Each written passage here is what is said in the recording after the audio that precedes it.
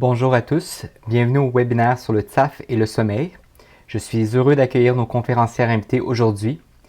Il est important de faire cette reconnaissance des terres, même si nous sommes sur une plateforme virtuelle, et de prendre un moment pour reconnaître l'importance des terres que nous appelons notre chez nous. Et nous faisons cela pour réaffirmer notre engagement et notre responsabilité dans l'amélioration des relations entre les nations et l'amélioration de notre propre compréhension des peuples et de la culture autochtone locale. Ainsi, d'un océan à l'autre, nous reconnaissons le territoire ancestral et non cédé des Inuits, des Métis et des Premières Nations qui habitent cette terre. Et s'il vous plaît, rejoignez-moi dans un moment de réflexion technologique sur les méfaits et les erreurs du passé et pour considérer comment nous pouvons chacun, à notre manière, essayer d'aller de l'avant dans un esprit de réconciliation et de collaboration. Alors merci dans mon cas, je suis à Gatineau, près d'Ottawa, terre du peuple algonquin Anishinaabe. Je vais donc présenter nos conférencières aujourd'hui, la Dr Penny Corkum, la Dr Anna Anlandirman et la Dr Shelley Weiss qui se joignent à nous aujourd'hui. Ainsi, la Dr Weiss est neurologue pédiatrique au Sick Kids Toronto en Ontario et professeure à la faculté de médecine de l'Université de Toronto. Et la Dr Weiss joue un rôle de chef de file au sujet des troubles du sommeil à l'échelle internationale en tant que représentante élue de l'Amérique du Nord au conseil d'administration de la Société mondiale du sommeil.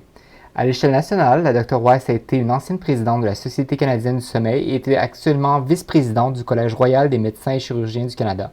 Elle détient un diplôme en médecine des troubles du sommeil et ses recherches sont axées sur le traitement médical et chirurgical de l'épilepsie réfractaire aux médicaments chez les enfants, de même que les interventions visant à améliorer le sommeil chez les enfants qui se développent normalement ou ceux qui ont des troubles neurodéveloppementaux. La Dr Anna Anlandirman est pédiatre du développement au Centre TSAF du Manitoba et de la Clinique du développement des enfants avec le programme de santé des enfants à Winnipeg au Manitoba. Elle est professeure de pédiatrie et de santé infantile à l'Université du Manitoba et titulaire d'une nomination conjointe avec le département des sciences de la santé communautaire. Elle a reçu le prix de meilleur de chercheur scientifique du Manitoba sur le staff du Bureau d'enfants en santé Manitoba relativement aux sciences de la santé communautaire avec l'Université du Manitoba. Elle fait partie du groupe de recherche du Manitoba FSD Center. La Dr Anna Anlandirman a travaillé en collaboration avec un certain nombre d'équipes de recherche pour mieux comprendre les problèmes de santé de la population des personnes ayant le TSAF, ainsi que pour mieux administrer des soins aux personnes efficaces, de manière efficace à leur famille. Ses intérêts cliniques et de recherche comprennent les schémas neurodéveloppementaux des enfants ayant le TSAF, ainsi que des enfants ayant divers troubles neurodéveloppementaux. Enfin, la Dr Corkum est psychologue agréée et professeure au département de psychologie, de neurosciences et de psychiatrie de l'Université d'Alousie. Elle mène des recherches cliniques par rapport au sommeil et la santé mentale à l'école en mettant l'accent sur des enfants ayant des troubles neurodéveloppementaux. Elle s'intéresse particulièrement à la cybersanté, laquelle utilise l'Internet pour réaliser des interventions. L'un de ses domaines de recherche vise intervention sur les problèmes de sommeil pédiatrique dans le but principal de réduire l'impact négatif des problèmes de sommeil sur l'enfant, c'est-à-dire sur le comportement d'apprentissage de l'attention, le développement socio-émotionnel et le fonctionnement de la famille. Alors, sans plus tarder, nous allons passer à la présentation. Bienvenue au webinaire de ce soir. C'est un réel plaisir de pouvoir parler à ce public et merci aux collègues de Nexus Santé de nous avoir invités. Nous sommes des collègues très proches, nous faisons de la recherche ensemble. Nous travaillons ensemble depuis longtemps et malheureusement, nous ne sommes pas ensemble ce soir en personne, ni avec vous, mais j'espère que vous apprécierez tous ce séminaire virtuel. Et n'hésitez pas, comme l'a dit Pascal, à poser vos questions dans la case questions-réponses et nous nous ferons un plaisir d'y répondre.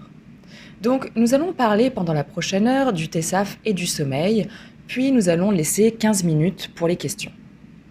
Je vais me présenter. Je suis Shelley Weiss. Je viens de l'Université de Toronto, comme vous l'avez entendu, et je suis neurologue pédiatrique. Je vais donner quelques informations générales sur l'insomnie et je n'ai pas de divulgation pertinente à ma présentation. Ensuite, Dr Anlandirman va parler de l'insomnie chez les enfants ayant le TSAF. Elle n'a aucune divulgation.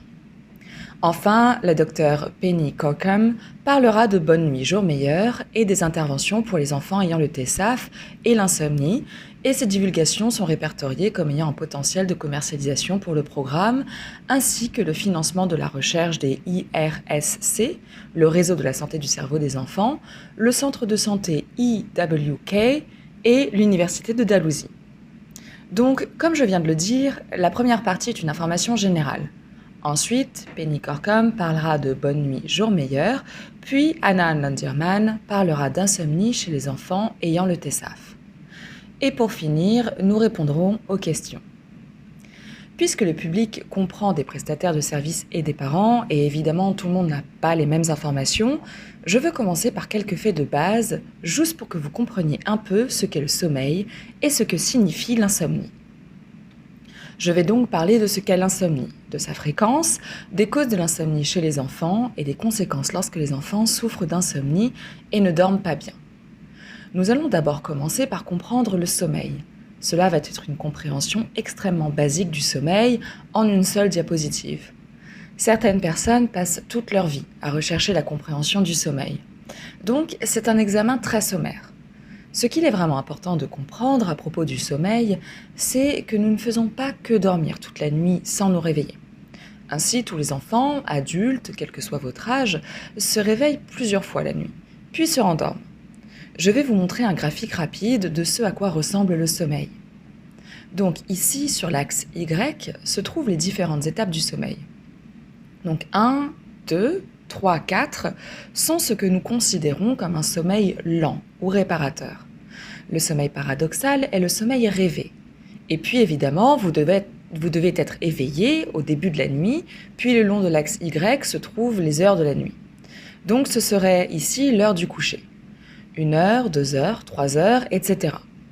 Donc, ce que je veux que vous voyez à partir de ce graphique, c'est qu'évidemment, vous devez être éveillé avant de vous endormir. Puis, vous avez des cycles de sommeil qui changent. Donc, d'abord, vous aurez un sommeil très profond, c'est le sommeil lent, le plus profond au début de la nuit, puis vous pourriez vous réveiller. Et puis, vous retournez dans un sommeil profond. Et puis, vous pourriez ne pas vous réveiller, vous pourriez juste avoir un sommeil avec des rêves. Ensuite, vous pourriez revenir à un stade de sommeil plus léger, avoir un sommeil avec des rêves un peu plus profonds. Vous pourriez même vous réveiller puis vous rendormir. Ainsi, les gens se réveillent la nuit. Lorsque nous parlons, vous savez, de mauvais sommeil ou d'insomnie, ou de ne pas dormir toute la nuit, nous ne parlons pas en fait de dormir toute la nuit, vraisemblablement, même si c'est ce que nous décrivons. Ce dont on parle, c'est que lorsque vous avez de courts moments d'éveil, quand vous vous réveillez entre un état et un autre, vous ne perturbez pas votre famille ou n'exigez pas que vos parents viennent vous aider à vous rendormir si vous êtes un enfant, que vous apprenez à vous rendormir chaque fois que vous vous réveillez la nuit.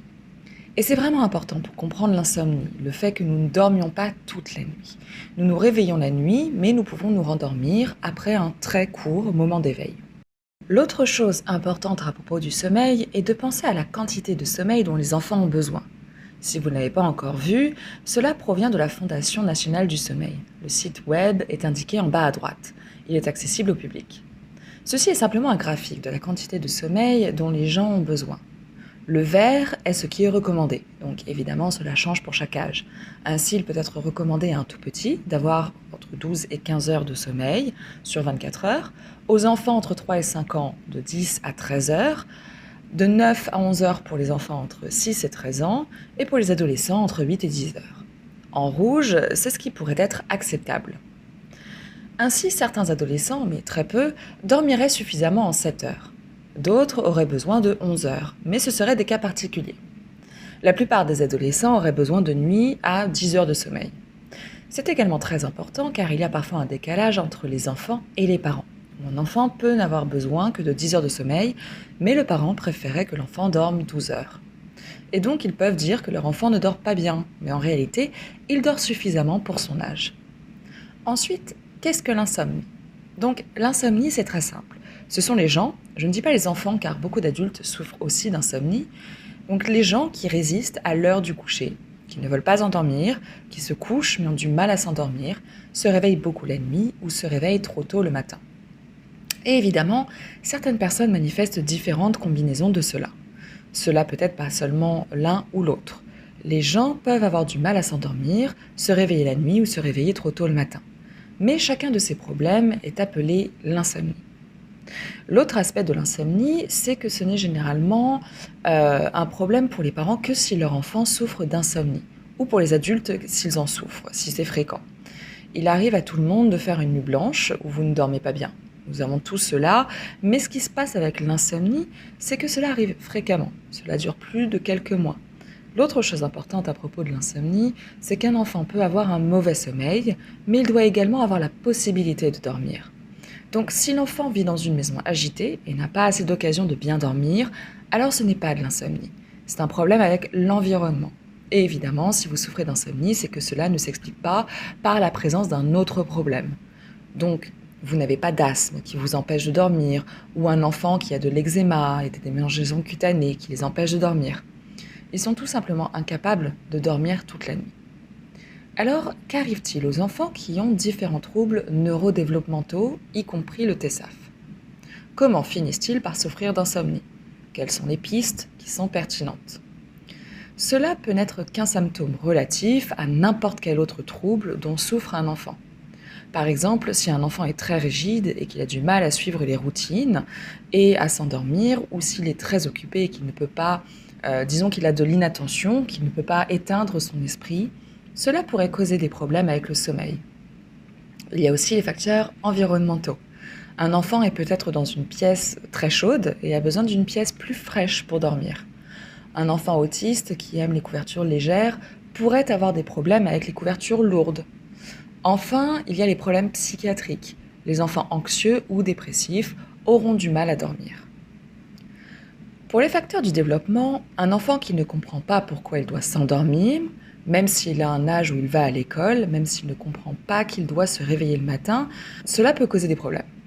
Et bien sûr, il existe d'autres troubles du sommeil en plus de l'insomnie, comme l'AOS, qui est l'apnée obstructive du sommeil, des troubles respiratoires, des troubles du rythme du sommeil.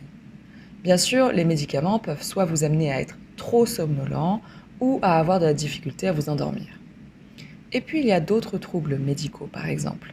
Si un enfant a des crises d'épilepsie ou qu'il a des crises la nuit, cela va perturber son sommeil. Donc, ce ne sont là que quelques-uns des types courants de ce que nous appelons l'insomnie comportementale. Donc, ce sont des insomnies basées sur des problèmes de comportement, des choses que vous pouvez résoudre. Et c'est ce dont Dr Corcom vous parlera dans sa présentation. Comment pouvons-nous aider les personnes souffrant d'insomnie comportementale grâce à des interventions comportementales? Le trouble associé à l'endormissement survient généralement chez les jeunes enfants. Il s'agit d'enfants qui demandent à leurs parents de les aider à mettre en œuvre le sommeil. Et rappelez-vous ce graphique que je vous ai montré dès le début.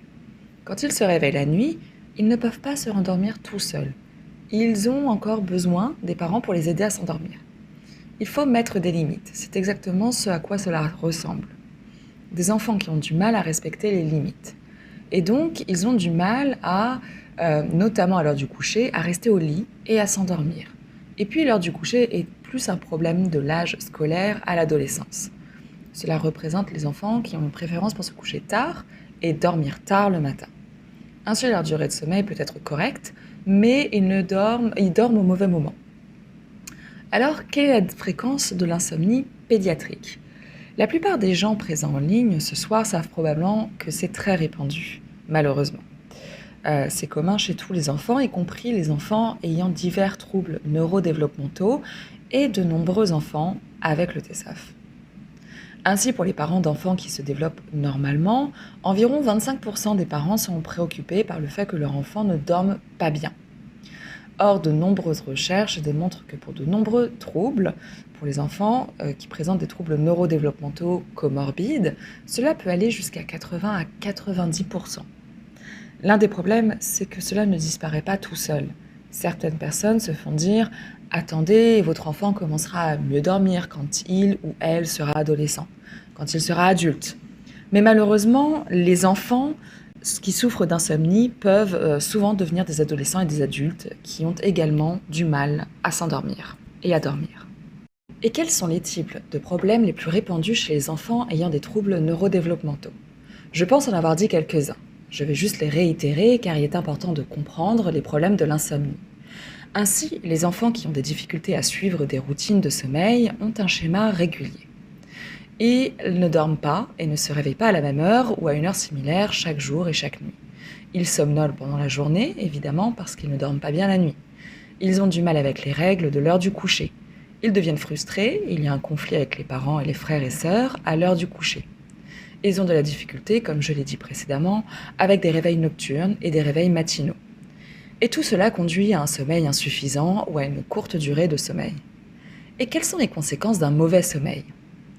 Voici un jeune garçon dans ce graphique. Il est visiblement très fatigué parce qu'il est à l'école et au lieu de porter attention, il dort. Ainsi, les conséquences sont que les enfants qui ne dorment pas bien ont des difficultés d'apprentissage. Leur qualité de vie est affectée. Il y a aussi la santé mentale. Vous savez, la détresse émotionnelle, l'anxiété, la dépression et la santé physique. Même les enfants qui ne dorment pas bien sont fatigués. Ils ne sont évidemment pas aussi intéressés par l'exercice pendant la journée. Cela devient un cercle vicieux parce que l'exercice est très important pour un bon sommeil. Et enfin, comment fonctionne cette relation ? Cela fonctionne dans les deux sens. Ainsi, le sommeil a un impact sur la présentation d'un enfant ayant un trouble neurodéveloppemental. Prenons un enfant qui a peut-être une mauvaise communication. C'est un exemple. Il ne dort pas bien et il n'est pas disponible pour leur orthophonie. Il ne s'en sort pas aussi bien avec la communication. Et puis l'autre côté de la médaille, c'est que le trouble neurodéveloppemental pourrait avoir un impact sur le comportement du sommeil. Ainsi par exemple, pour un enfant qui n'est pas en mesure de comprendre pourquoi il doit s'endormir à cause de ses défis intellectuels, il va être plus difficile de l'amener à s'endormir à temps et de dormir toute la nuit. L'insomnie affecte définitivement toute la famille. Cela affecte l'enfant, cela affecte les frères et sœurs, cela affecte la famille. Cela affecte la façon dont l'enfant se comporte à l'école. Cela affecte la façon dont l'enfant se comporte dans la communauté. Parce qu'il peut ne pas être en mesure de participer à des activités. Cela peut vraiment affecter toute la vie d'un enfant. Et ce n'est qu'un résumé de la situation. J'espère donc avoir souligné que l'insomnie est l'une ou l'ensemble de ces difficultés. L'endormissement, les réveils fréquents ou les réveils matinaux sont un problème très courant chez tous les enfants, particulièrement chez les enfants ayant un TSAF et d'autres troubles du développement neurologique. Et je pense avoir également souligné que lorsqu'un enfant ne dort pas bien, il y a de nombreuses conséquences négatives. Je vais donc céder la deuxième partie au docteur Penny Corkham. Merci beaucoup, Shaylee, d'avoir fourni le contexte nécessaire lors de cette présentation. C'est vraiment excitant d'être ici et parler de sommeil. Comme vous pouvez l'imaginer, c'est quelque chose qui nous passionne toutes. Et votre présence ici suggère que vous êtes également passionnés par cela. Du coup, c'est plutôt chouette de pouvoir se retrouver virtuellement pour parler du sommeil. Et merci Shaylee d'avoir discuté du contexte en mettant vraiment en évidence la prévalence des problèmes de sommeil et l'impact des problèmes de sommeil en particulier pour les enfants avec des troubles neurodéveloppementaux. Mais enfin, pour tout enfant ou adulte qui rencontre des difficultés de sommeil, il y a des conséquences diurnes, comme l'a souligné Shaylee. Donc, étant donné la situation, nous avons vraiment besoin de traiter ces problèmes de sommeil. Et il y a de bonnes nouvelles à ce sujet. Tout d'abord, nous savons en gros ce qui fonctionne pour aider les gens à mieux dormir.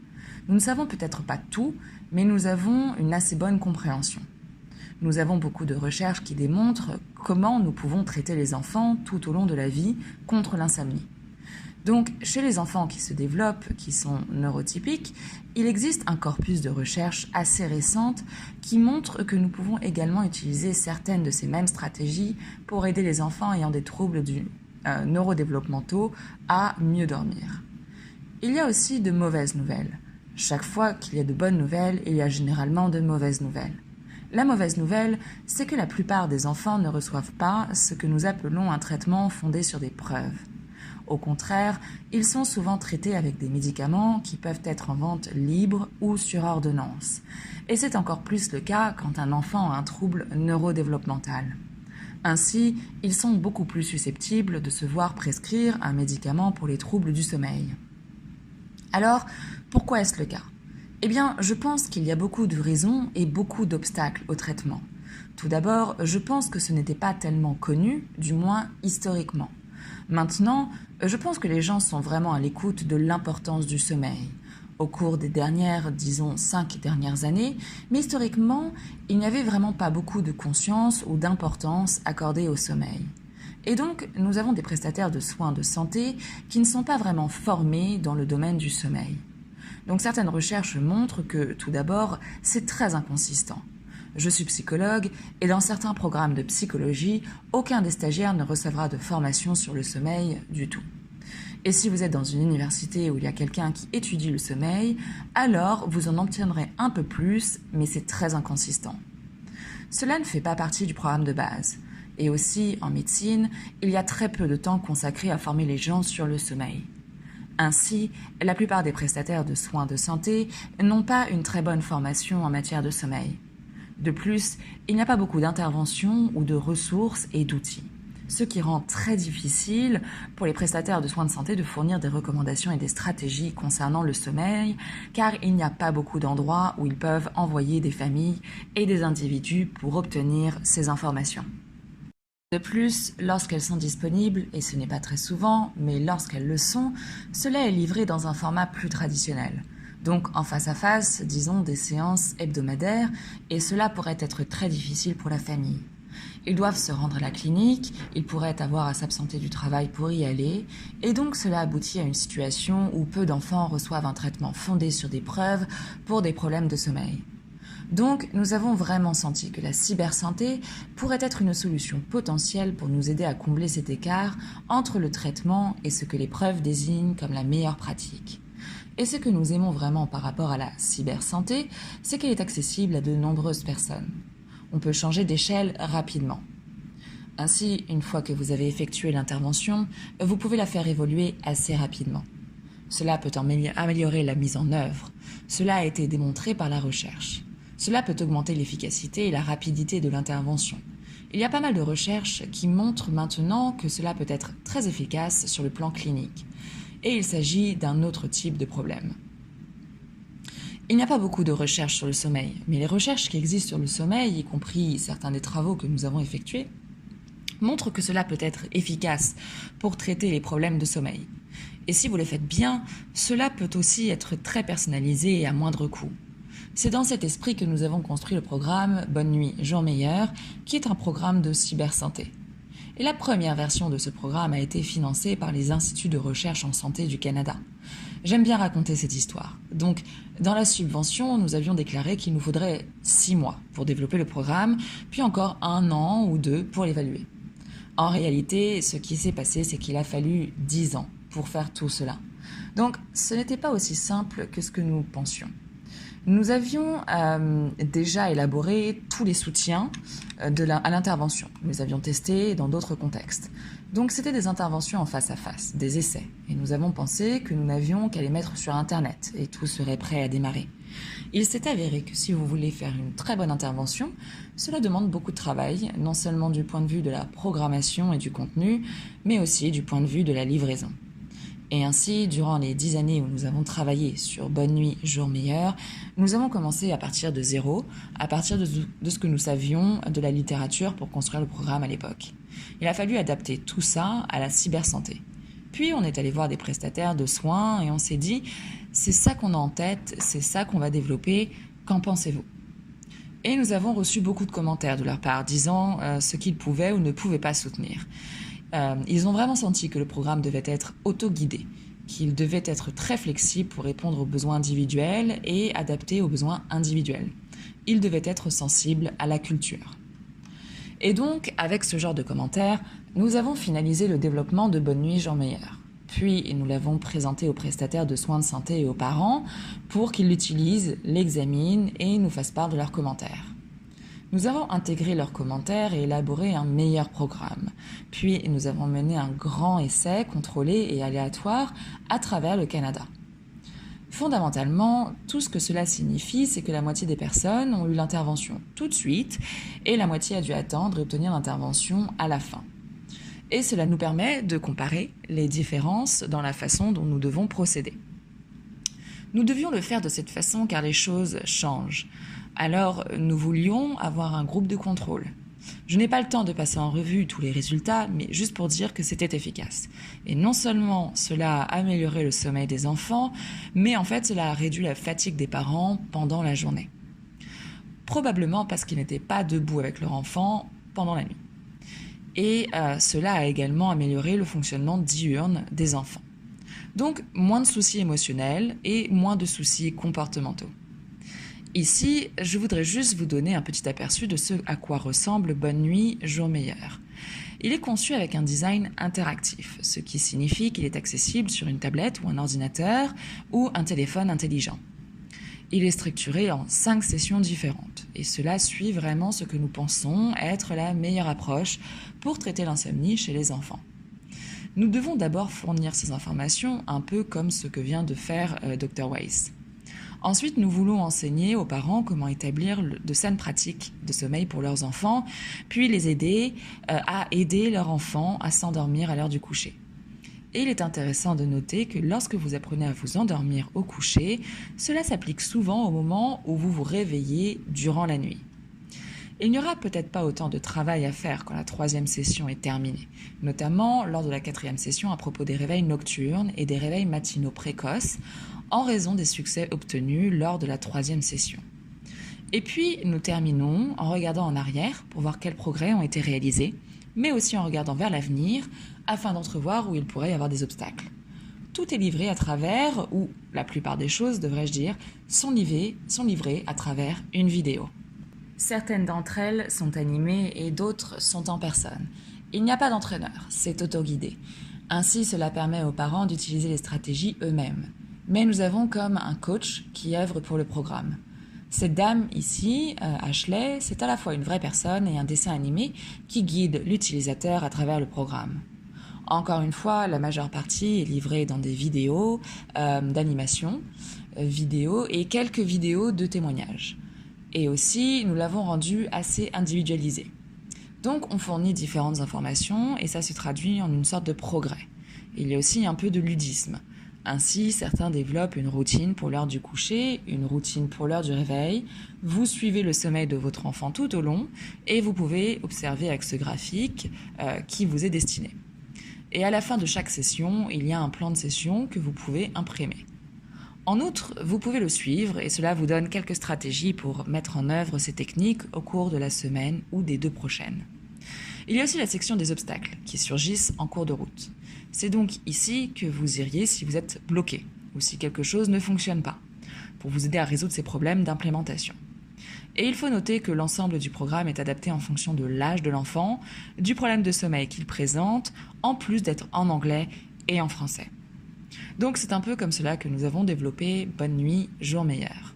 Nous l'avons construit, nous l'avons développé, nous l'avons testé et tout fonctionnait très bien. Mais bien sûr, ce programme se concentrait sur les enfants qui se développaient typiquement, ceux qui sont neurotypiques. Et nous avions vraiment l'impression que c'était inadéquat pour une large population d'enfants qui ont des difficultés de sommeil. Comme l'a dit Dr. Weiss, les difficultés de sommeil sont beaucoup plus fréquentes chez les enfants ayant des troubles neurodéveloppementaux. Nous avons donc décidé de modifier Bonne Nuit, Jour Meilleur pour les enfants souffrant de troubles neurodéveloppementaux, notamment le trouble du déficit de l'attention avec ou sans hyperactivité, TDAH, les troubles du spectre autistique, le trouble du spectre de l'alcoolisation fœtale et la paralysie cérébrale. Et cela a été financé par le réseau de la santé du cerveau des enfants. Nous ne sommes pas contentés de l'inventer. Nous avons adopté une approche très systématique. Et nous avons examiné la littérature pour voir ce qui existait et nous avons été assez surpris de trouver un corpus restreint mais croissant de littérature scientifique démontrant véritablement que les stratégies comportementales peuvent être très efficaces. En fait, toutes les recherches précédentes avaient trouvé des améliorations chez les enfants qui ont participé. Dans ces études, nous avons mené une étude Delphi, ce qui ressemble un peu à des séries de commentaires avec des prestataires de soins de santé qui se sont concentrés sur les enfants ayant des troubles neurodéveloppementaux et du sommeil. Nous avons donc eu ce point de vue d'experts sur ce qu'il fallait faire pour rendre ce programme approprié pour les enfants ayant des troubles neurodéveloppementaux. Puis nous avons organisé un groupe de discussion avec des prestataires de soins de santé, des prestataires de soins de première ligne et des parents pour obtenir des informations supplémentaires. Et puis nous avons mené une étude d'utilisabilité. Ainsi, nous avons demandé à des parents d'utiliser l'original Bonne Nuit, Jour Meilleur et nous leur avons demandé qu'est-ce qui manque à cela. Il est intéressant de noter que nous avons eu beaucoup de bons retours, que beaucoup d'éléments fonctionnaient pour eux, mais il y avait des changements spécifiques qu'ils aimeraient voir.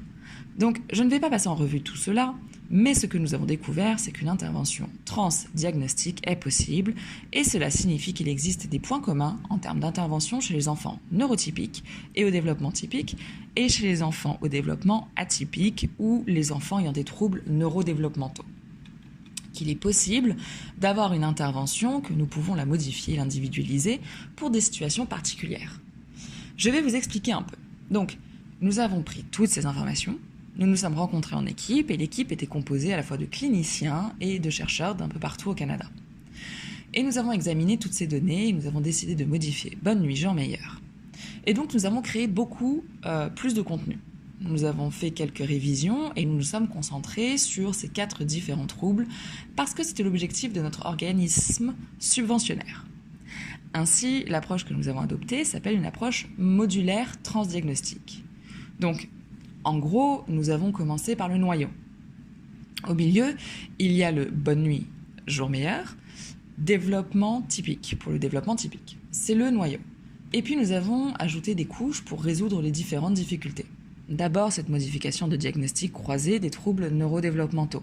Ce sont des défis que de nombreux enfants avec troubles neurodéveloppementaux auraient. Par exemple, l'implémentation de ces stratégies peut prendre plus de temps. Nous avons donc donné plus de temps aux parents pour suivre le programme. La couche suivante était la modification spécifiquement liée aux symptômes. Par exemple, de nombreux enfants ayant des troubles neurodéveloppementaux peuvent être anxieux à l'heure du coucher ou peuvent avoir utilisé des écrans un peu plus qu'ils ne le devraient avant de se coucher. Nous avons donc ajouté des stratégies d'intervention pour ces symptômes.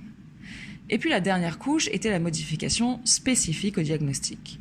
Il y a donc des interventions spécifiques auxquelles nous devons penser pour certains troubles. Par exemple, les enfants qui ont des difficultés d'attention peuvent avoir besoin d'aide pour calmer leur esprit à l'heure du coucher. Nous avons donc ajouté ces couches pour que cela fonctionne pour les enfants avec des besoins et de différents troubles neurodéveloppementaux. Pour ce qui est de l'état de situation du processus d'évaluation de Bonne Nuit Jour Meilleur, troubles neurodéveloppementaux, nous sommes en train de terminer un essai contrôlé aléatoire à travers le Canada. Et c'est pour les enfants de 4 à 12 ans ou les parents de ces enfants. Et nous avons terminé notre recrutement il y a pas mal de temps. C'était donc le 8 février 2021 et à ce moment-là, nous avions 365 participants consentants. Nous commençons tout juste à suivre les familles volontaires pour une période de 8 mois au total. Et nous devrions avoir toutes les données collectées début 2022. Et puis, quelles sont les prochaines étapes ? Nous essayons toujours d'apprendre de ces parents. Nous menons des entretiens sur ce qui les a empêchés de mettre en œuvre l'intervention, ce qui aide à utiliser l'intervention. Nous allons prendre ces informations, nous allons à nouveau modifier Bonne Nuit Jour Meilleur version troubles neurodéveloppementaux afin d'aider à améliorer l'implémentation. Et puis à partir de février, nous allons lancer brièvement un ballon d'essai. Mais très important, tout de même, avec de nombreuses familles participant au nouveau programme revu et amélioré Bonne Nuit Jour Meilleur, version troubles neurodéveloppementaux, pour voir comment fonctionne l'implémentation. Et puis nous devons réfléchir à la façon dont nous allons maintenir ce programme dans le temps. Voilà, c'est le programme Bonne Nuit Jour Meilleur. Et comme vous le verrez, nous avons commencé avec des enfants neurotypiques et en travaillant avec des enfants ayant des troubles de sommeil, puis nous l'avons modifié pour les enfants ayant des troubles neurodéveloppementaux et l'un de ces groupes était composé d'enfants ayant le TSAF. Et donc, Dr Anne Landerman parlera un peu des spécificités de cette dernière couche de la modification. Super. Merci Chélie d'avoir préparé le terrain et Penny d'avoir parlé du programme de traitement comportemental à travers Bonne Nuit Jour Meilleur. Je m'appelle Anna Anlanderman. Je viens de Winnipeg, qui est un territoire visé par le traité 1. Et je suis ravie d'être ici et d'avoir l'occasion de parler avec tous ceux qui assistent au webinaire en Ontario et très heureuse d'être invitée par Pascal et Nexus Santé à y participer. Je suis également la directrice médicale de notre centre sur le TSAF, lequel est un centre provincial de diagnostic ici à Winnipeg. Donc je vois beaucoup d'enfants ayant le TSAF et je vois beaucoup d'enfants qui ont des difficultés à dormir. Et comme Shelley l'a déjà noté, les difficultés de sommeil sont très courantes chez les enfants avec des troubles neurodéveloppementaux, et en particulier le TSAF. Et nous savons que d'après certaines publications, au moins 85% des enfants, et probablement plus, ont un certain niveau de difficulté à dormir. Et ce défi du sommeil change au fil du temps, depuis leur plus jeune âge jusqu'à ce qu'ils soient plus âgés. Ce que nous avons également appris en examinant cela, c'est que leurs difficultés de sommeil sont complexes et en constante évolution. Ce sont souvent des dormeurs plus courts. Ils peuvent se réveiller plus souvent pendant la nuit, ils semblent avoir plus de parasomnie. Et ce sont les types de comportements comme parler pendant votre sommeil ou marcher pendant votre sommeil. Parfois, c'est grincer des dents ou d'autres types d'éveil confusionnels. Et surtout, nous n'étions pas trop sûrs de cela quand nous l'avons vu pour la première fois, mais maintenant nous réalisons qu'il y a pas mal d'anxiété liée au sommeil. Et cela semble être particulièrement le cas chez les enfants ayant le TSAF, parce que je vois des enfants faisant partie de toutes sortes de spectres. Les jeunes enfants ayant le TSAF peuvent avoir une apparence différente des enfants plus âgés ayant le TSAF, et certainement différents des jeunes. Et quand les enfants sont petits, en fait, ils peuvent devenir plus désorganisés ou plus hyperactifs que ce à quoi on pourrait s'attendre de la part d'une personne plus âgée. Les enfants peuvent avoir l'air plus agressifs lorsqu'ils sont désorganisés. Les parents peuvent constater que leur sensibilité ou différences sensorielles peuvent augmenter et ils sont en fait beaucoup plus sensibles à toutes ces choses auxquelles ils étaient auparavant moins sensibles. Maintenant, ils sont vraiment extrêmement sensibles et ils peuvent constater que les stratégies comportementales typiques qu'ils utilisent pour aider à gérer le comportement de leur enfant ne fonctionnent tout simplement pas au même degré que d'habitude. Pour ce qui est du TSAF, nous insistons souvent sur le fait que le TSAF est un trouble qui s'applique à l'ensemble du corps. Et donc, de la même manière, nous parlons de sommeil et d'insomnie par rapport au TSAF. Nous constatons qu'il peut y avoir des facteurs physiques liés à l'ensemble du corps qui ont vraiment un impact sur le sommeil et vice-versa. L'insomnie peut augmenter tous les symptômes physiques qu'une personne avec le TSAF peut ressentir, en plus des différences sensorielles et des problèmes de comportement. Tout cela devient plus explicite, plus visible, mais on peut également constater que les difficultés d'apprentissage vont être vraiment exacerbées. Les enfants peuvent avoir beaucoup plus de difficultés à communiquer en général et aussi plus spécifiquement à propos de leur insomnie. Et souvent, ils peuvent ne pas comprendre l'idée que les défis rencontrés peuvent être liés à leur insomnie. Et comme Shelley en a déjà parlé, nous devons vraiment penser à la situation du sommeil au sein de la famille. Ainsi, le sommeil de cet enfant ou de ce jeune au sein de sa famille a vraiment un impact sur tout le monde. Ce que nous avons appris d'une variété d'études de recherche sur le TSAF, et ce n'est pas un énorme corpus de littérature, mais il y en a, c'est qu'il y a un certain nombre de changements physiologiques qui peuvent résulter de l'exposition prénatale à l'alcool qui, eux-mêmes, peuvent affecter l'architecture du sommeil. Et cela peut affecter ce que nous appelons la physiologie circadienne ou les rythmes quotidiens du sommeil et de l'éveil. Et cela peut même affecter le contrôle respiratoire car toutes ces choses sont contrôlées par le fonctionnement du cerveau. Et nous savons que l'alcool prénatal a un effet cérébral global. L'effet de l'exposition prénatale à l'alcool, cela cause véritablement des séquelles durables à la fois pour la santé et la fonction diurne. Mais il en va de même de l'effet des difficultés de sommeil prolongées. Sans oublier que lorsque vous avez des parents qui manquent de sommeil de façon chronique, cela affecte vraiment toute la dynamique au sein de la famille. Et donc, ce que nous trouvons, c'est que toutes ces relations interpersonnelles au sein de la famille sont vraiment restructurées par cette perception. C'est une vraie perception de ce qu'est un dormeur difficile. Et je ne peux pas vous dire combien de familles j'ai vues qui ont dit que leur enfant rencontrait des difficultés à dormir pratiquement depuis la naissance. Donc, cela a été une lutte que les familles ont affrontée tout au long du processus. Il est important, lorsque nous pensons aux approches de traitement pour les personnes ayant le TSAF et de l'insomnie, que nous y pensions de manière extrêmement holistique. Nous savons que tous les facteurs de stress dans cet environnement prénatal, au-delà de l'exposition prénatale à l'alcool, peuvent avoir un impact supplémentaire sur l'organisation de cette petite personne qui va naître et avoir un impact supplémentaire sur le risque de perturbation du sommeil. Nous savons que des choses comme la malnutrition liée au stress prénatal peuvent avoir un impact sur le rythme circadien ou le rythme veille-sommeil au jour le jour et que cela peut entraîner ainsi une mauvaise qualité du sommeil. Il y a un très bon corpus de littérature qui parle de comment l'humeur maternelle, la dépression, l'anxiété, peuvent être encore plus affectées par l'alcool. Cela peut être affecté davantage par les perturbations du sommeil avant la naissance et cela peut également prédire un mauvais sommeil chez les tout-petits. Bon nombre des enfants que je vois, 60 à 70% des enfants que je vois, sont actuellement pris en charge. Cela peut varier selon les cliniques et à travers le Canada, mais les enfants pris en charge ont une prédisposition à avoir des troubles du sommeil, probablement pour un certain nombre de raisons environnementales liées à l'attachement et à l'instabilité. Nous savons aussi que les enfants ayant le TSAF sont surreprésentés parmi les enfants pris en charge.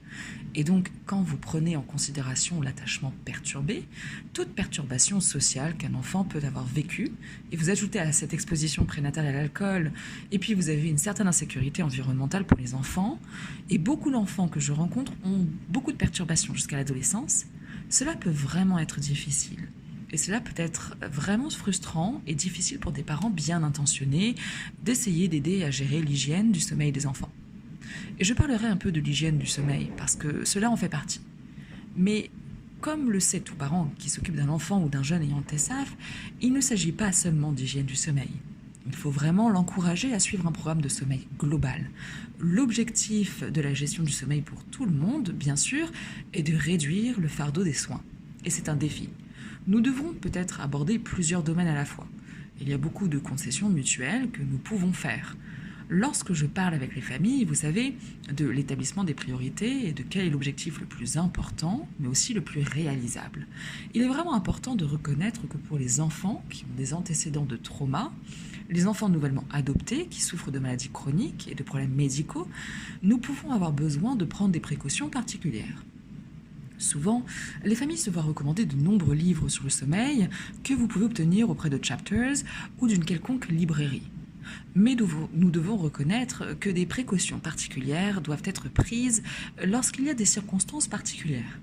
Et bien que certains des principes puissent fonctionner, l'implémentation de ces principes doit être un peu différente. Donc les considérations générales à surveiller lorsque je prends en charge le dossier d'un enfant sont vraiment de s'assurer qu'il y a une approche d'équipe.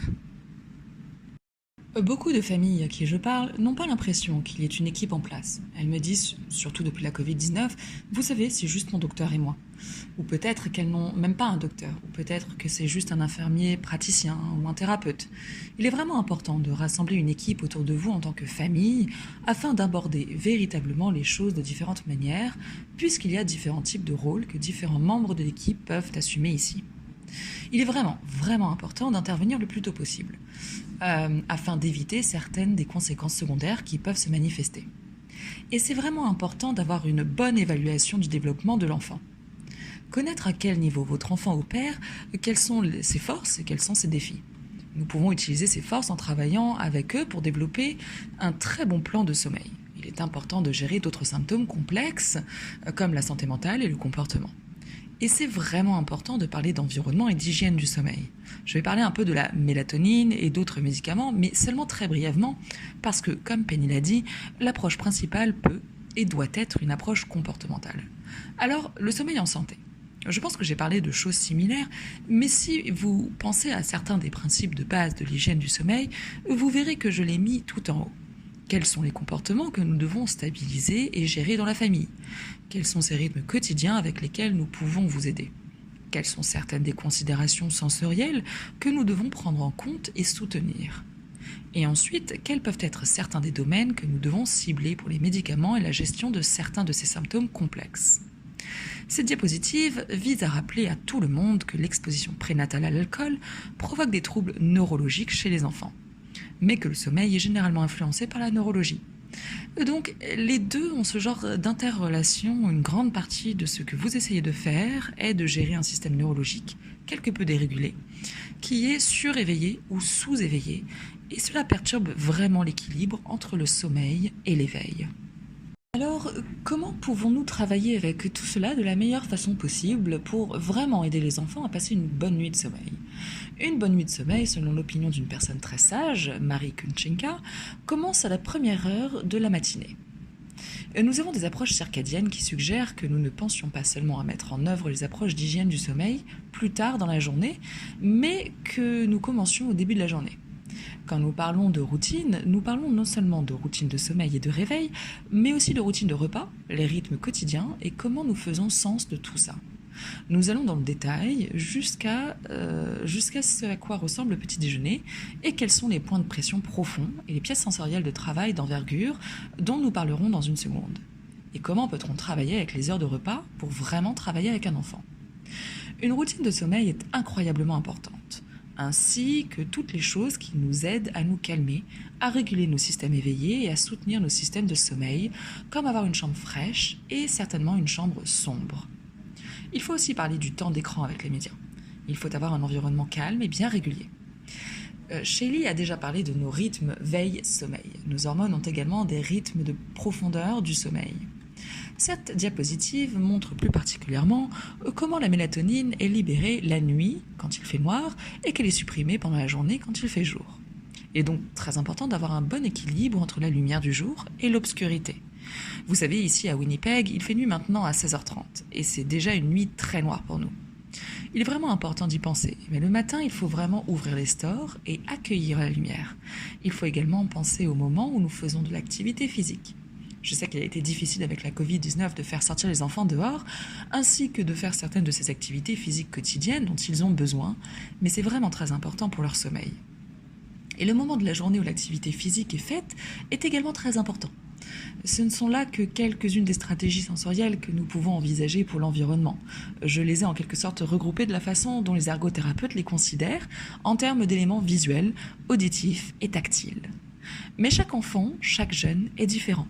Je trouve qu'à l'adolescence, nous ne pensons pas souvent à ces choses comme nous le faisons pour les enfants d'âge préscolaire. Nous avons tendance à penser à toutes ces stratégies sensorielles, mais il en va de même pour les enfants plus âgés et les adolescents. Ils peuvent être très différents. Ils peuvent exprimer leurs besoins sensoriels d'une manière un peu différente. Et nous devrons peut-être réfléchir à des stratégies différentes de celles que nous utilisons lorsque les enfants ont 3, 4, 5 ou 6 ans. Mais il est vraiment important de reconnaître que ces préférences sont bien ancrées et qu'elles sont ce qu'elles sont et qu'il existe des moyens d'aider quelqu'un à travailler avec elles pour les calmer un peu. Le soutien au sommeil pour les parents. Je pense que nous avons tous essayé de renforcer cela. Le dessin animé Baby Blues qui dit « Tu es grognonne quand tu ne dors pas assez » et la maman qui répond « Café d'abord, parle ensuite ». J'imagine que certains d'entre vous se reconnaissent un peu. Certaines des choses que j'ai particulièrement remarquées sont parfois le temps passé devant un écran pour les parents ou d'autres adolescents, enfants ou adultes, dans la maison. En pensant au sommeil des parents. Leurs habitudes de sommeil peuvent ou non être synchronisées avec celles qu'ils attendent de leurs enfants. Et ce que les parents utilisent pour faire face non seulement au manque de sommeil, mais aussi au comportement qui peut être fonctionnel ou dysfonctionnel. Parfois, nous avons besoin de parler d'une variété de choses qui affectent le fonctionnement du ménage. Si vous vous souvenez, Dr. Weiss a parlé de difficultés de sommeil en les présentant comme des difficultés à s'endormir, à rester endormi et à réguler le sommeil. Donc, quand j'adopte une approche médicamenteuse ici, je n'essaie pas de dire que le comportement n'est pas la première approche à considérer, car en fait, pour tout cela, le comportement est la première approche. Mais parfois, vous arrivez à un point où vous devez y penser. Et donc, je pense qu'il est important, lorsque nous en sommes à ce stade, de vraiment réfléchir à qu'est-ce que nous ciblons lorsque nous choisissons un médicament. Et c'est une vision qui est peut-être trop simpliste de la façon correcte de penser à cela. Ainsi, la difficulté à s'endormir peut avoir une composante liée au rythme circadien. Il peut avoir une composante liée simplement au fait d'être surstimulé ou surexcité. Ou il peut y avoir une composante, par exemple, d'être anxieux et incapable de s'endormir. Vous pouvez voir que si vous suivez cette piste, les médicaments que nous pouvons choisir sont en fait très différents si nous choisissons des médicaments pour ces différents composants. Je trouve qu'un médicament comme la mélatonine, par exemple, et je soupçonne que Shelley pourrait être d'accord avec moi ici, est assez mal utilisé. Et donc ce qui se passe, c'est que cela est surutilisé. Par exemple, c'est utilisé lorsque le problème réel pourrait être l'hyperactivité et l'excitation excessive. Et puis, les gens peuvent trouver que cela fonctionne pas très bien, car ce dont ils ont vraiment besoin, c'est de gérer la suractivité d'abord, et ensuite, si vous avez besoin de mélatonine comme complément. Il va de même pour l'anxiété. Donc, je pense qu'il est vraiment important d'être clair dans votre tête. Quel est le problème à traiter ? Et de travailler sur certains composants comportementaux et de comprendre sur quoi agissons-nous. Si nous parlons de difficultés à rester endormi, la mélatonine n'est pas très douée pour ça. Elle a peut-être un rôle, mais ce n'est pas vraiment une solution en première ligne. Donc encore une fois, nous devons y penser. Il y a une composante d'anxiété qui est à l'œuvre ici. Est-ce un élément d'autorégulation ? Est-ce un comportement? S'agit-il d'une stabilisation comportementale? Ou pour le jeune enfant, je n'ai pas vraiment mis ça ici, est-ce relatif à la fixation de limites et au fait d'apprendre à s'apaiser? Ou pourrait-il même y avoir un composant d'agitation chronique? Encore une fois, selon le problème, nous pouvons en fait emprunter différentes voies pour le traiter. De même, dans la diapositive finale, les réveils matinaux. Je vois ça parfois, mais ce n'est généralement pas le plus gros problème pour beaucoup d'enfants que je vois. Ils sont souvent en combinaison avec certains des autres problèmes dont nous avons parlé. Mais encore une fois, les enfants anxieux peuvent se réveiller tôt. Les enfants qui ont simplement un besoin de sommeil réduit peuvent se mettre au lit trop tôt et se réveiller tout simplement trop tôt. Et vous pouvez voir que l'on n'a pas de composante médicamenteuse. Il s'agit vraiment de gérer cela de manière comportementale. Et contre le rythme circadien, nous pourrons peut-être travailler là-dessus avec la mélatonine. Donc ces 3 dernières diapositives sont vraiment pour vous aider à comprendre qu'il y a des directions vraiment différentes que nous pourrions prendre. Je veux soutenir tous les membres de l'auditoire et que vous réfléchissiez vraiment à l'évaluation et au diagnostic précoce du TESAF. C'est vraiment important pour comprendre l'approche ici et pour comprendre quels sont les domaines cérébraux qui sont affectés.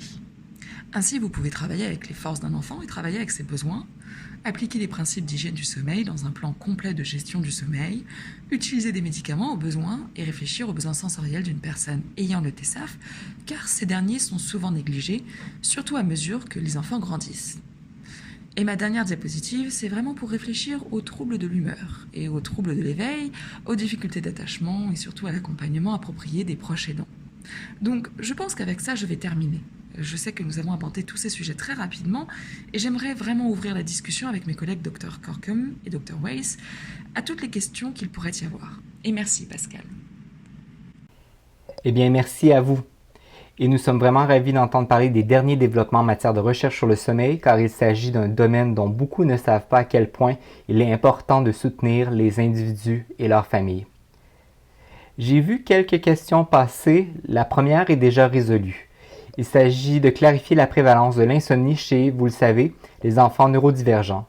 Et la docteure Penny Corkum a répondu « Cela dépend du trouble neurodéveloppemental, mais jusqu'à 80-85% contre 25 à 30% des enfants neurotypiques. » Et concernant, vous le savez, la fréquence, c'est étonnant qu'on n'en parle pas tellement plus. Et il y a une autre question dans le chat, c'était « Y a-t-il des références pour la présentation? » Je serais intéressé par des articles sur la prévalence. Donc, cela a été répondu. J'avais déjà entendu dire que les enfants ayant le TESAF ont une fluctuation de la mélatonine naturelle tout au long de la nuit, ce qui a un impact sur le sommeil. Vrai ou faux? Oui, donc il y a beaucoup de recherches à ce sujet, mais il y a eu une étude à ce sujet qui a suggéré qu'il y avait une certaine variation.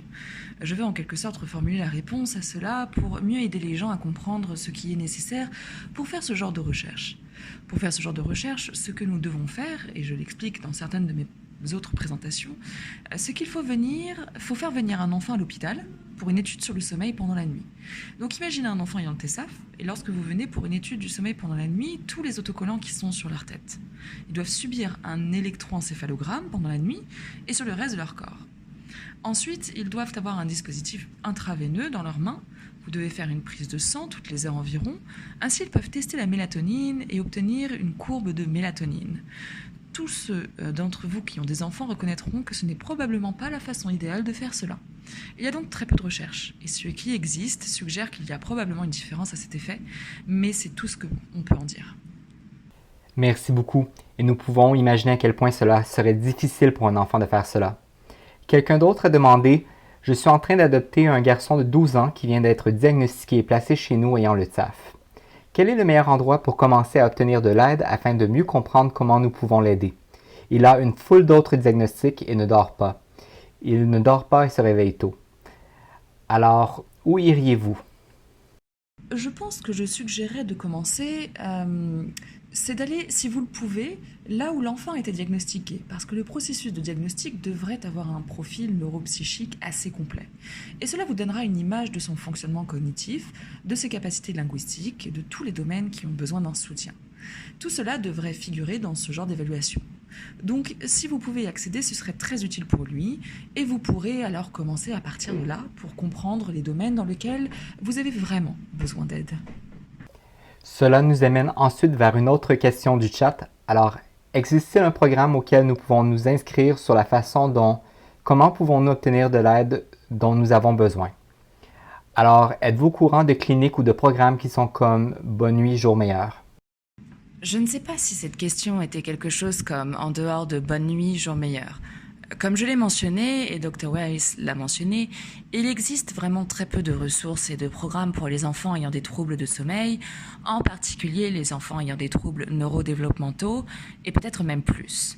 Alors pour les enfants ayant le TSAF, cela devient très compliqué.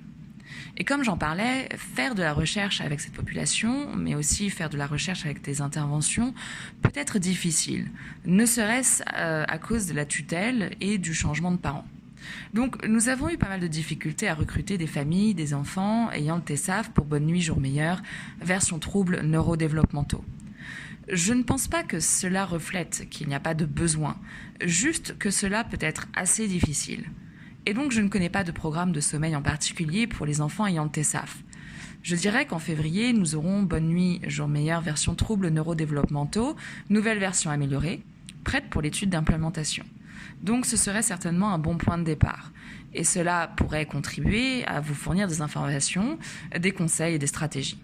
Ça fournit pas mal d'informations sur le sommeil et le TSAF en particulier, et sur ce que vous pourriez avoir besoin de faire pour aider votre enfant à mieux dormir. Si vous souhaitez consulter notre site web, vous pouvez suivre quand nous allons réellement recruter des personnes pour l'étude d'implémentation. Et la deuxième chose que je veux ajouter, c'est que, vous savez, même si nous savons certainement que les professionnels de la santé ne reçoivent pas assez de formation sur le sommeil, vous devriez toujours consulter votre médecin de soins primaires. Et s'il s'agit d'un médecin de famille, il vous dirigera vers un pédiatre. Si votre pédiatre ne peut pas vous aider avec le problème, il vous dirigera vers un pédiatre du développement. Il pourrait y avoir un psychologue dans votre région qui possède une certaine expertise. Donc, nous ne voulons pas vous laisser l'impression qu'il n'y a personne qui peut vous aider avec ces problèmes de sommeil, car il y a certainement des gens qui peuvent vous aider. Et juste pour ajouter à cela, la Société canadienne du sommeil, vous pouvez simplement rechercher sur Google la Société canadienne du sommeil. Ils ont une liste de prestataires pour le traitement des problèmes de sommeil à travers le Canada. Donc vous pouvez également consulter cette liste qui pourrait vous aider à vous orienter. Et j'ajouterais à cela que les ergothérapeutes peuvent être très bons pour gérer de nombreux comportements comme les troubles sensoriels et les routines de sommeil et des choses comme ça. Donc si vous en avez un, ce serait une excellente question à lui poser. Et si vous n'en avez pas, cela pourrait valoir une consultation. Je vois qu'il y a beaucoup de gens qui s'intéressent à votre programme et quelqu'un qui dit comment puis-je inscrire mon enfant de 4 ans à Bonne Nuit, Jour Meilleur. Alors voilà. Ça fait toujours plaisir à entendre. En ce moment, nous menons une étude Bonne Nuit, Jour Meilleur version Covid-19 pour le prochain mois et demi jusqu'en janvier. Et donc ce n'est pas spécifique aux enfants avec des troubles neurodéveloppementaux. Vous pouvez y participer, mais ce ne sera pas aussi ciblé et adapté.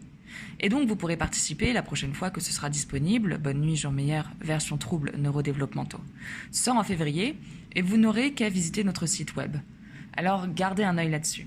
Nous publierons bientôt un avis, vous pouvez simplement vous inscrire et nous vous informerons ensuite du début de l'étude. Il suffit de parcourir le site web, de répondre à quelques questions et de s'inscrire à l'étude. L'avantage d'une étude d'implémentation par rapport aux essais contrôlés aléatoires typiques, c'est que la liste d'attente n'est pas aléatoire. Vous obtenez le traitement tout simplement. Donc c'est la bonne partie d'une étude d'implémentation. Il n'y a aucune chance de ne pas obtenir le traitement. Donc je vais parler à quelqu'un de la possibilité de mettre en place un petit formulaire web sur notre site web. Ainsi vous pourrez vous inscrire dès maintenant et de cette façon nous pourrons vous tenir au courant quand cela sera opérationnel. Parfait. Et si vous pouviez le poster dans le chat, ce serait sympa aussi. Et j'ai vu quelqu'un mentionner des cliniques comme Sleep on the Bay ou Yorkdale à Toronto. Je connais également la clinique du sommeil à Ottawa. Donc, encore une fois, vous savez, nous ne passerons pas trop de temps sur des prestataires de services particuliers, mais veuillez vous renseigner auprès de votre médecin généraliste pour qu'il ou elle vous oriente vers les services appropriés dans votre région. Oui, et je vais juste sauter dans la discussion parce qu'au Canada, c'est très particulier en termes de services de sommeil. Donc, je suis en Nouvelle-Écosse et dans tout le Canada atlantique, nous n'avons pas de service de sommeil pédiatrique. Point. Rien. Zéro. Et donc, si un enfant a besoin d'une polysomnographie pour voir s'il souffre d'apnée du sommeil, par exemple, il doit en fait se rendre à Toronto ou à Montréal. J'avais une famille qui devait faire ça. C'était un enfant avec un trouble du spectre autistique. Première fois dans un avion, première fois sans ses deux parents. Vous pouvez imaginer que ça n'a pas bien fonctionné. Il est donc très regrettable de constater les disparités en matière de santé du sommeil à travers le Canada. Donc, si vous êtes à Toronto, vous aurez peut-être un peu plus de chance qu'à Halifax ou dans d'autres provinces de l'Atlantique. Les seules options, vraiment, sont les cliniques privées. Ce n'est pas trop fort de dire que le sommeil est une question d'équité en matière de santé. En parlant d'intervention, vous avez mentionné, Anna, que la mise en œuvre des stratégies du sommeil peut varier pour plusieurs. Pourriez-vous en parler davantage? C'était très intéressant à mon avis. Le menu des stratégies de sommeil auxquelles nous pensons du point de vue comportemental est assez courant. Nous parlons de choses comme l'hygiène du sommeil, etc. Mais pour chaque enfant ou individu, différentes parties de menu sont plus importantes. Je vois aussi des commentaires dans les questions sur ce à quoi ressemblerait une routine nocturne et si cela implique un travail intensif ou simplement une couverture pesante ou l'ensemble de ces choses. Cela dépend vraiment de l'enfant. Et c'est là que, si vous comprenez les préférences sensorielles de l'enfant, par exemple, certains enfants adoreront une couverture pesante, et cela fonctionne très bien pour eux. D'autres enfants détestent ça. Ils enlèvent toute leur couverture. Certains enfants, si vous comprenez le nombre d'heures de sommeil dont ils ont besoin par nuit, vous pouvez déterminer quand ils doivent se coucher et quand ils doivent se réveiller. Et vous devez vraiment réfléchir à cela. Si certains enfants sont calmés le soir en prenant un bain avant de se coucher, d'autres enfants sont stimulés en prenant un bain avant de se coucher. Il est donc vraiment important d'avoir une réflexion très claire sur votre enfant ou votre jeune et penser à des choses comme ce qui les calme pendant ces quelques heures avant de se coucher et les aide à réguler leur système. Et s'il s'agit d'enfants qui ont également besoin d'un exutoire pour toute leur énergie, quand puis-je le faire pendant la journée ? Ce qui fait le plus de sens, ce sera probablement plutôt dans la journée. Donc vous devez vraiment penser à la journée dans son ensemble et aux préférences individuelles de cet enfant dans l'ensemble. Il n'y a pas de solution miracle. Je vois une question qui pourrait convenir au Dr Penny Corkum concernant l'adhésion des enfants à suivre une routine de sommeil ou une hygiène de sommeil. Oui, j'ai vu cette question, elle est très intéressante. C'est toujours difficile quand ils vieillissent un peu et ont davantage leur mot à dire sur l'ensemble de la situation. Je pense que c'est un peu plus facile si vous commencez plus jeune et que vous obtenez cette adhésion assez tôt. Mais je dirais que j'ai le plus de chance avec les adolescents ou les préadolescents en les impliquant vraiment dans le processus.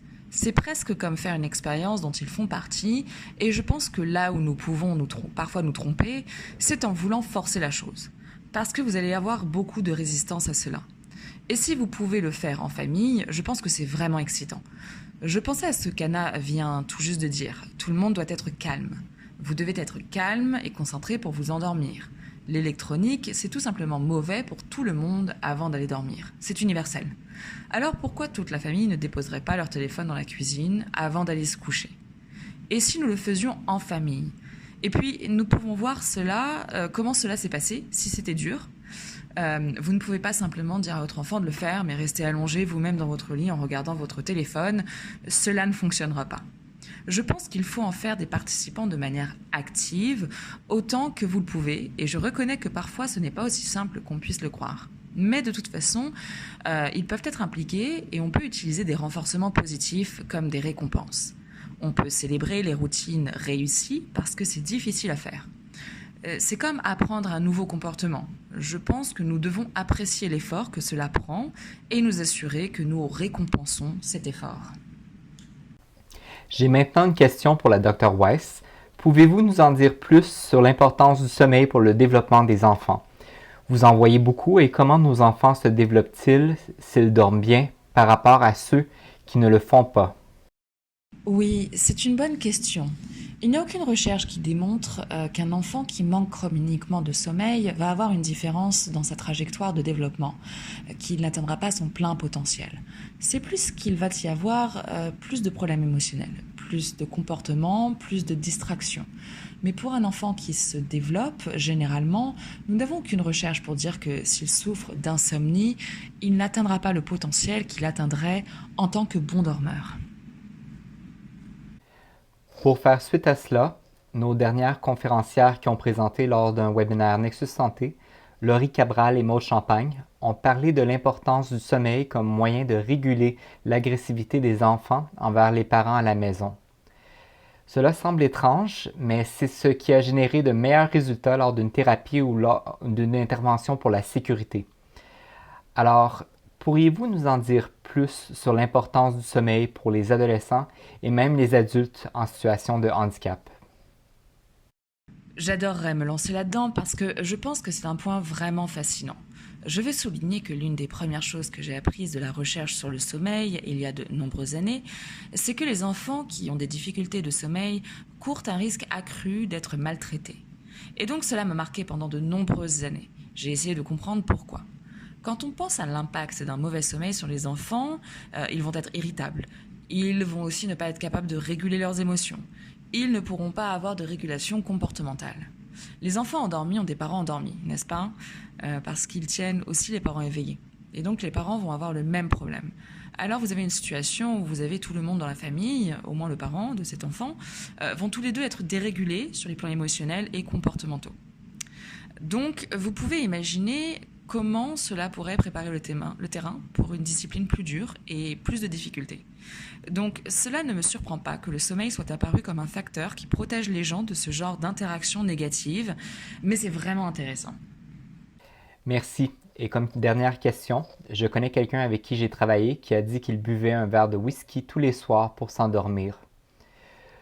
Pourriez-vous parler davantage des adultes qui consomment des substances pour aider à combattre l'insomnie ou, vous savez, atténuer l'impact de l'anxiété? Je ne parlerai pas de votre ami en particulier, mais nous savons que l'alcool aide les gens à s'endormir.